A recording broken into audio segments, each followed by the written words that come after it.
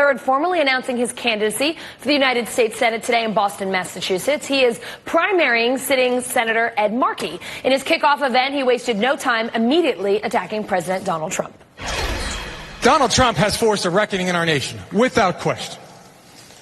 But to meet this moment requires more than just defeating him.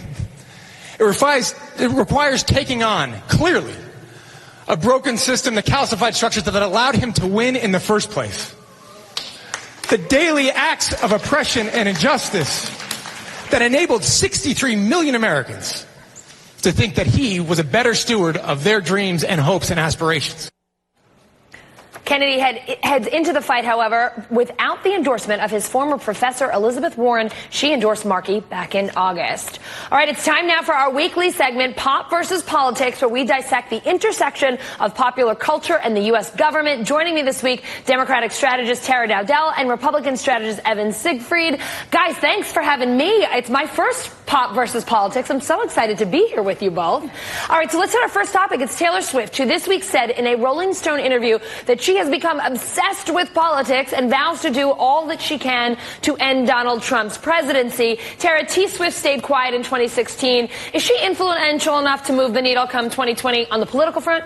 Well, she did actually in 2018. She delved into the campaign then. So she endorsed the U.S. Senate candidate in her home state of Tennessee, the Democratic candidate to be specific. And she endorsed a congressman, Jim Cooper, who won that election in her home state of Tennessee. And so while it's unclear whether or not, and I think there's some data that she really didn't sway a lot of people, there's been some mixed data on it. But the point is, when you have a big celebrity endorsement like that, you do get other benefits to your campaign. You get earned media, like what we're doing right now. Yeah, we're talking about it. We're talking about it, and people aren't, the candidate doesn't have to pay for it. And when you're in these media markets, you can spend a lot of money trying to get media attention. So that it generates that. It also can help with fundraising because it will rally the people who are supporting you to show momentum on your side, so they'll usually end up giving more money. Any campaign I've worked on, when we have listed that we got an endorsement, it sort of reminds your supporters that you are viable, that you're doing better, that you're progressing, and so they'll usually give you more money in that circumstance.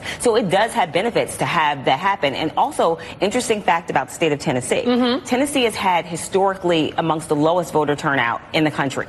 In 2018, youth voter turnout was at record levels in the state of Tennessee. Well, youth voter turnout was at record levels across the entire country, and I don't think that was because of Taylor Swift. Are you sure about that? Well, I'm pretty sure because I wrote the book on.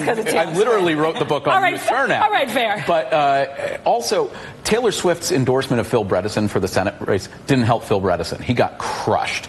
And at the same time, Taylor Swift did do something very good when she came out and urged people to register to vote months before the election. A lot of young people did that.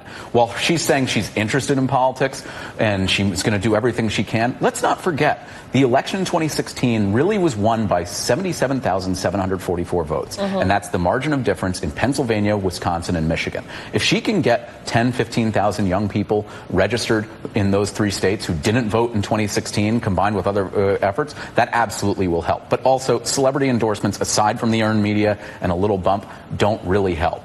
Yeah, I mean, let's look back to 2016, right? Hillary Clinton had all the big stars you'd want to get behind you. She had LeBron James, she had Jay-Z, she had Beyonce. That wasn't enough to help Donald her Trump win the had election. Wilford Brimley, so... But Donald Trump is my man Wilford Brimley. But Donald Trump himself is a celebrity, right? And the nation elected a celebrity president. So I think that bears repeating. I do think, though, when campaigns are about resources, right, and priorities. So any extra resource you can get, I would say, is important in a campaign, even if it's Taylor Swift. And to your point, the 10 to 15,000 in a close race, that could be the difference. So even if it doesn't necessarily make big moves, can't hurt?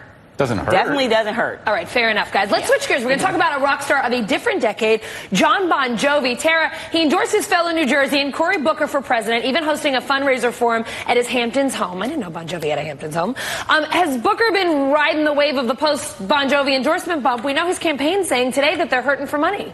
Yeah, so we heard that reporting today. I think they'll probably meet their threshold, the goals that they've set, because it's not a huge goal in terms of... $2 million in about 10 days. Exactly, so that's not big for a presidential campaign. I will say this, John Bon Jovi, actually, unbeknownst to many people, has been heavily involved in New Jersey politics for a long time. I've been to fundraisers at his home. He's supported Democratic candidates for years. In the city of New York, he built a homeless shelter. A lot of people don't know that. Wow. He did the kickoff concert for the opening of the Prudential Center, and when Cory Booker cut the ribbon on it. And so they've known each other for a long time. He's been a longtime supporter of Senator Booker, as well as a lot of other Democratic candidates. He kind of flies under the radar to some extent, but he's a pretty involved person in politics, and that's been long-standing. And I will say he does help because he raises a lot of money. he brings the cash, and look, that's what Cory Booker needs right now. Right. Evan, your take. John Bon Jovi isn't going to help Cory Booker become president because Cory Booker's never going to be president of the United States. Let's be honest. Cory Booker's campaign today, they're trying to play a lot of people for suckers because they've been desperate for momentum and attention. So saying they need $1.7 million in the next 10 days, that actually isn't that very hard to do. In the last 10 days of the last quarter, they raised $1.4 million. They wouldn't put it out there that he would drop out of the race unless they really thought he could do this, because then they can have this artificial claim to momentum. It's all a charade.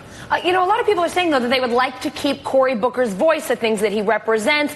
They would like to keep a candidate of color in this, primary fight. Are we at the stage, though, where we do have to start getting rid of people because there are too many voices? There are definitely a lot of voices. I think no one can argue with that. I would say this. A lot of people like Cory Booker, right? Whether they want him to be president is a different issue, but a lot of people actually like him.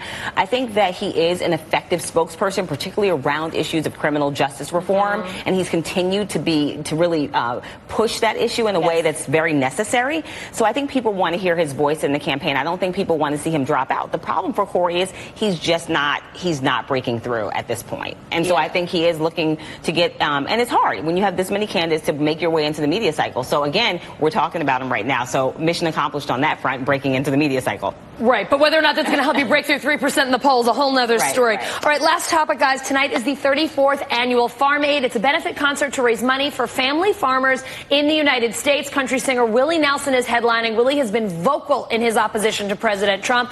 Do you think after tonight some of these farmers will consider voting for a Democrat? And I'm going to start with Evan because you said you had a lot to say about this issue. Well, let's be serious for a second here. Okay. The American farmers are really hurting right now because of the trade war. Farm bankruptcies and suicides among farmers are at all-time highs. We are seeing farmers absolutely devastated by this trade war. And other countries such as Brazil and other agriculture-producing countries are seeing business that was going to American farmers going to them from, say, China. And at the same time, we're seeing the administration pumping out $30 billion in bailouts to farmers, paid for by the taxpayers. That is over double what the Obama administration gave to the auto industry. And let's be honest about the bailouts themselves. The bailouts are going to corporations that are foreign-owned, foreigners who are under criminal investigation by the DOJ. It's outrageous. And that the fact that the House Democrats haven't cracked down on it, I'm a little suspicious as to why they're saying yes to adding another $30 billion in bailouts to farmers. While they are suffering, we need to end the trade war and reform the way we're giving bailouts to farmers. All right, guys, we're going to ask you to hang up for 1 second because Andrew Yang is talking right now at the Steak Fair. Let's listen in for a moment. Value, and I am the ideal candidate for that job because the opposite of Donald Trump,